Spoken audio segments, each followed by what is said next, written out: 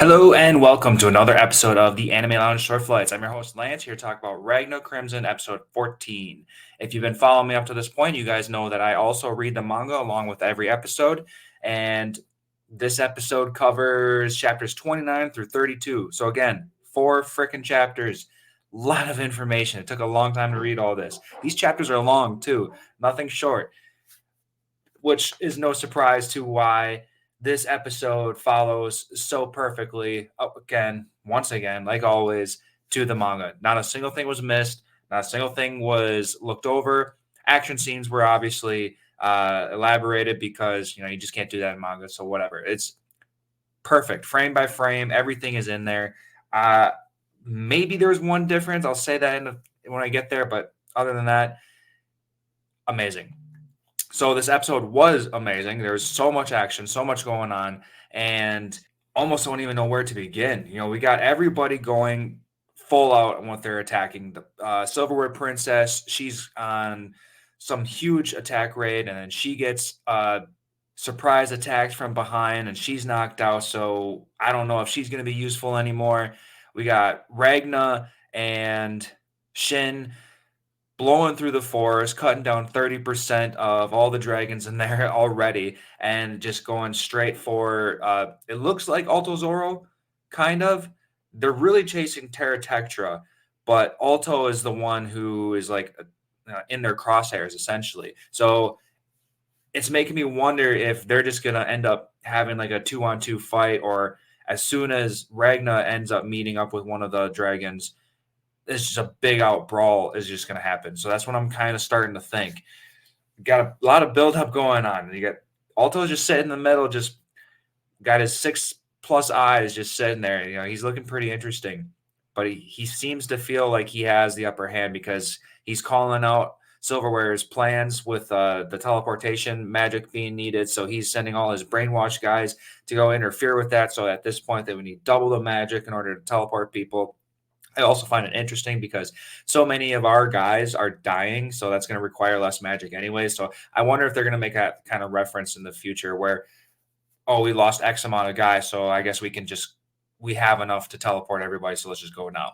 I do expect the teleportation to still work to a degree. I think we're going to take a huge loss in members and attacking guys. That's to be expected. But I think all of the civilians are going to get teleported, and we are going to end up ultimately killing Alto, Zoro, and Terra Tectra.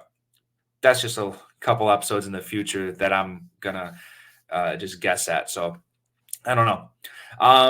Let's talk about really the most interesting takeaway from this episode. And I think that was the white dragon, the one who looks and acts much like Ultimatia. And at first, because when I was making that "Please Earth, stay still" or whatever chant, I thought that really was her in her dragon form. It wasn't. I'll make that clear right now. It wasn't that actual dragon. It was just a dragon with similar powers. They made a mention. Crimson made a comment that there's going to be similar powers that dragons can have like that. So it's not Ultimatia, but it was still just as powerful. Now this battle was real interesting. It didn't really do too much, the dragon, other than stop time, and then when time was stopped, it killed a bunch of people. It did shoot a couple of like beam attacks at the guys, and one guy had a moment of truth, and he was able to fight through or whatever. That was cool. Just some fluff, nothing important. The real important part was how that dragon died, and that was with Crimson's light grenade. The manga called it a grenade. The anime called it a flash bomb. Really, they didn't say bomb, but a flash. No difference. Same thing. I don't remember if I was just watching the anime and things were happening just so fast that they didn't give a perfect explanation on why the grenade actually did so much damage. Because I'm just gonna say what I got from the manga, just in case they didn't say it from the anime. That light grenade is only a small sample of the sun power that it absorbed. It's only just a little bit of sun. It shouldn't be powerful enough to even kill a regular dragon.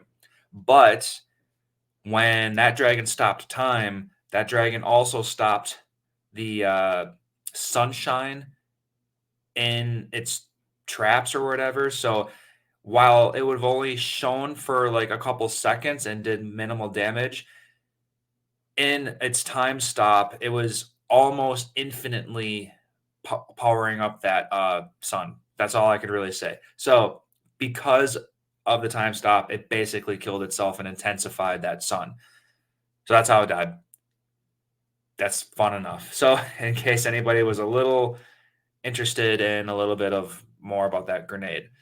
I do not foresee that one being used anymore in the future because, like I just said, it's supposed to be weak, just like whatever. So, unless they want to use it against Ultimatia, don't know. We'll have to find a way to kill her otherwise.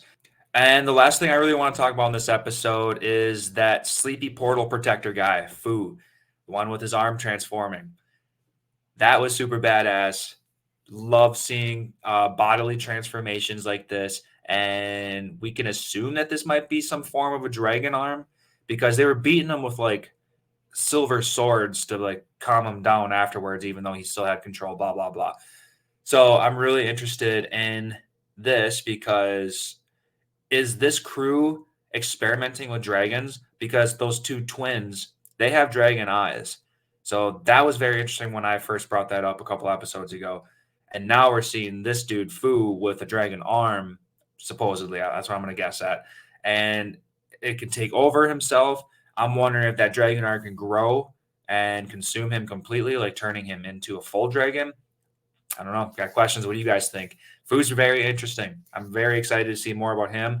And honestly, I'm just interested to see more. Maybe Shin, the guy that Ragna is running through the forest with, maybe he's got some kind of dragon power hidden inside him as well, and that's why he's so strong. That'd be very interesting to see.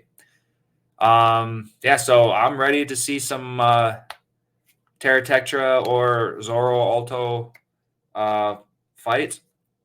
I think if we don't get that next, it's gonna be the cliffhanger for the next episode. So got some more action coming. Action packed series, not nonstop. This is a lot of fun. And I'll see you guys next week.